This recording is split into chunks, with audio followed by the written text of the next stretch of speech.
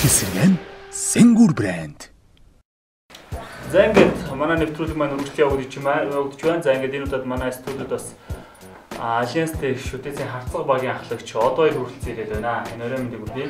За та бүхэн өрөө мэнд хүргэе.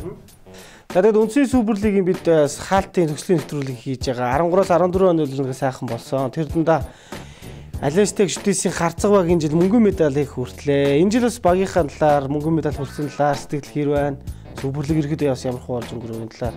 За энэ жил манайх лигт орохын тулд түрүүн жилийн алдааг нөх тий алдаага давтахгүй байх их жилдээ ямар нэгэн байдлаар багтаа болон суперлигт эргэлтэх дээрэс нь бага шинжлэх гэсэн зорилттой ажилласан.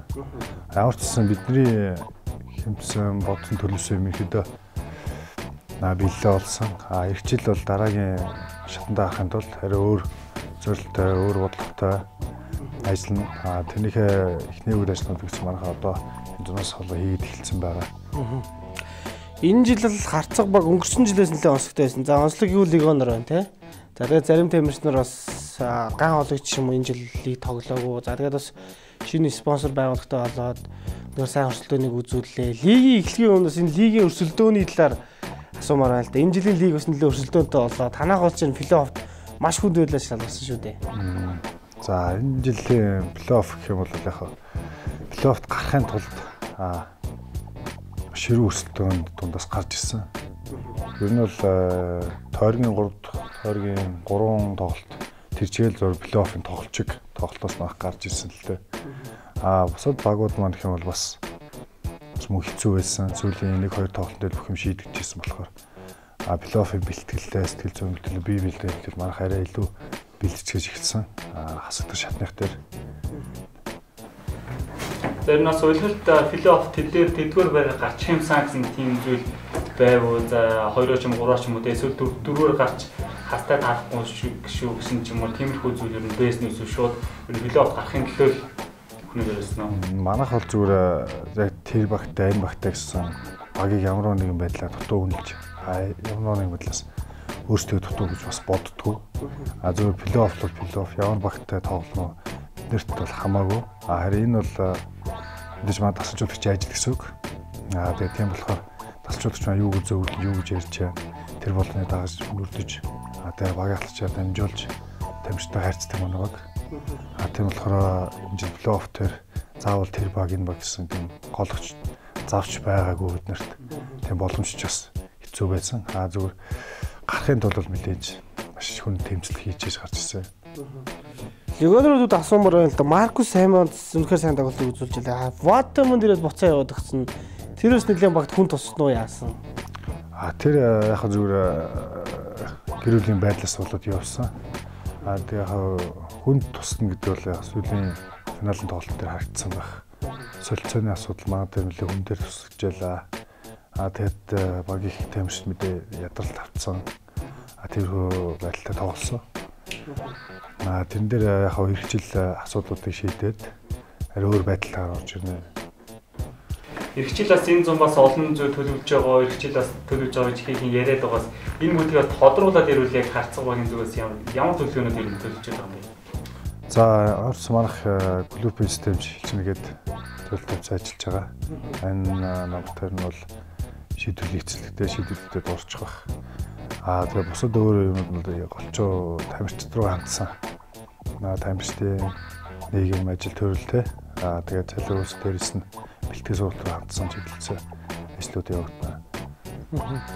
За одоо бас плей-офф руу эргээд орё. Плей-офф дээр танах эхний шатанд бас маш хүнд учиртай таарсан. Өнгөрсөн жилийн авраг. За өнгөрсөн жил болсон плей-офф эхний шатанд хожигдсон.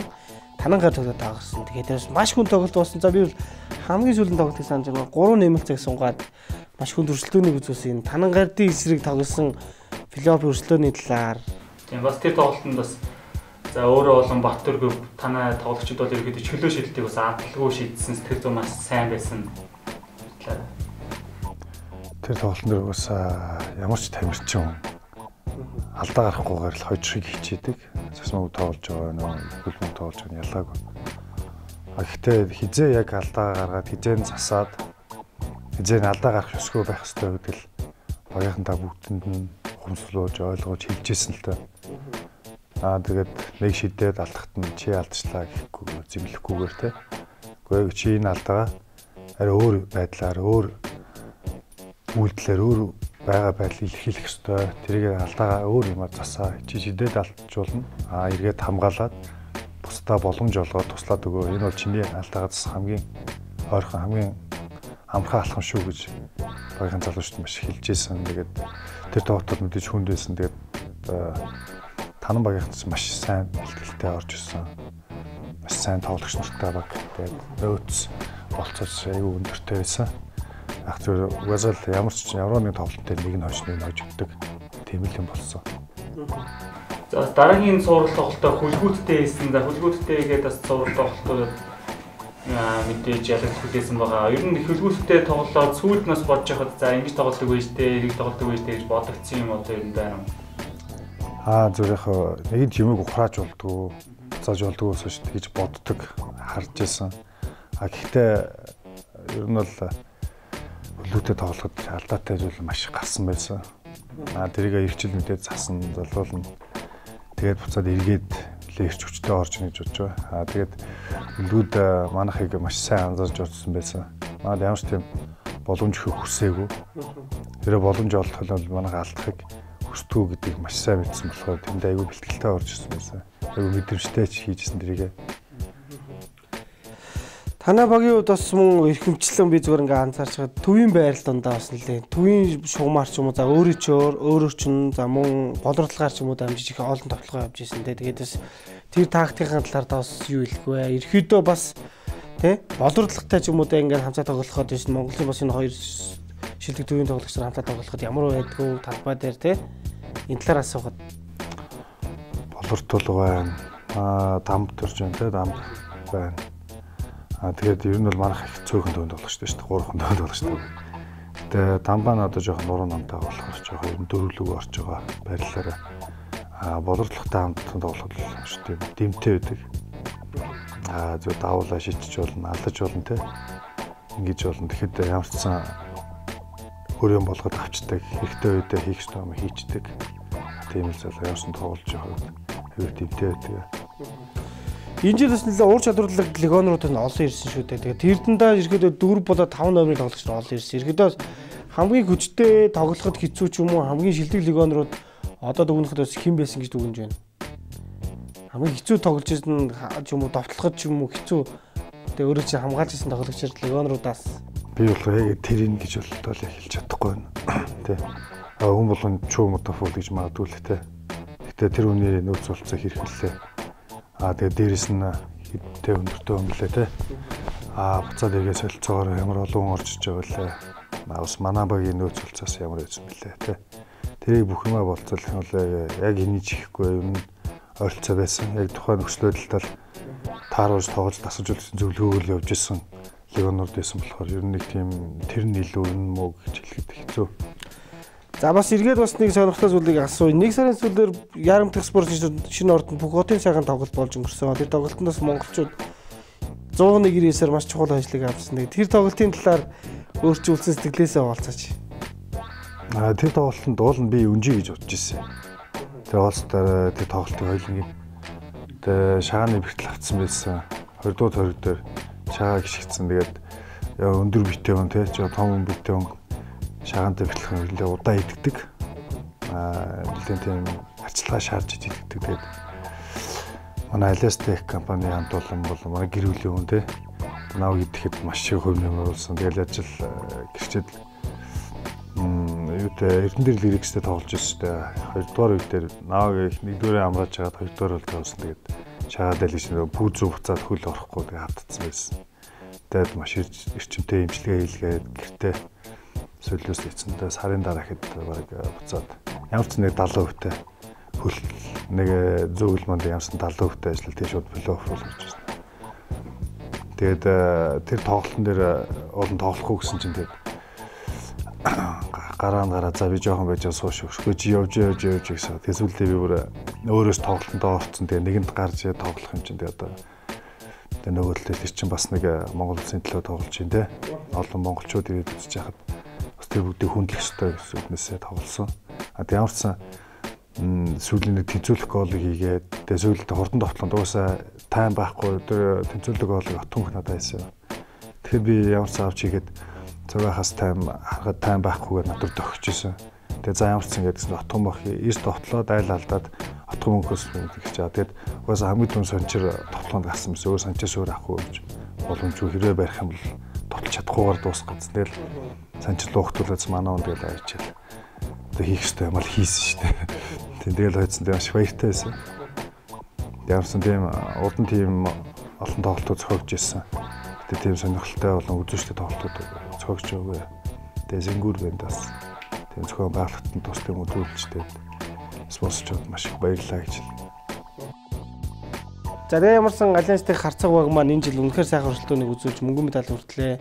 Иргэжлийн зорилтуудаас бас цугс дурдахгүй юу? За тэгээд бас иргэжил ямар дээр легоноор авчирхаа, тийм үс шимшэн за ямар байрал дээр ч юм уу легоноор авчирхаа төлөвлөж байна.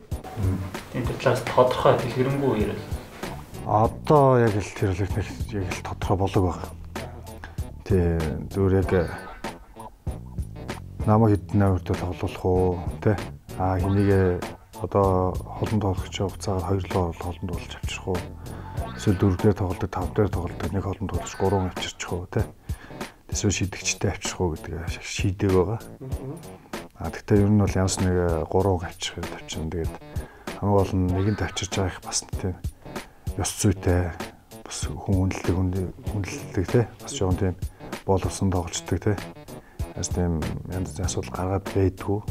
Тэгээд зөвхөн цагт тоглох гэж ирсэн залууг л авчирна гэж байгаа.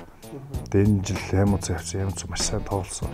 Буцаад багтаа иргэсэн саналаа хэлж байгаа. Тэгээд тэрийг мэдээж ярилцчихэж болно. Мэдээж нэгэнд авчирч байгаа маш өндөр боломжийн тоглолтыг залуучууд авчирна. Тэгээд буцаад тэр тоглолтыг хараад монголчууд маань тий бас цагт тоглох сурч байгаа хүүхэд залуучууд тэднийг хараад зөв үлгэр жишээ аваад тэгээд бас бие зөв авчирдаг тийм. Өндөр соёлтой тийм залуучуудыг авчираад тоглуулад үлгэрчээ болгосон тийм хав тулан бас дахиж бүрдүүлэн шинээр тийм легоноор авчиж тоглуул гэсэн төлөвлөгөөтэй байна та. За баярлалаа. Тэгээд энэ удаагийн ярилцлах маань өгөр өндөрлөж байна. Тэгээд Альянс төвчтөөсийн харцаагийн ахлагч Батөржийн од хоёр хүрэлцээсэн. Тэгээд бас ирэх үйлрэл 14-өөс 15 оны үйлрэлд бас Альянс төвчтөөсийн харцаагт амжилт төсөө өнгөрсөн жилийн мөнгөн медаль аврагын цамаар солиорой гэж хүсээрэй. За маш баярлалаа. За баярлалаа.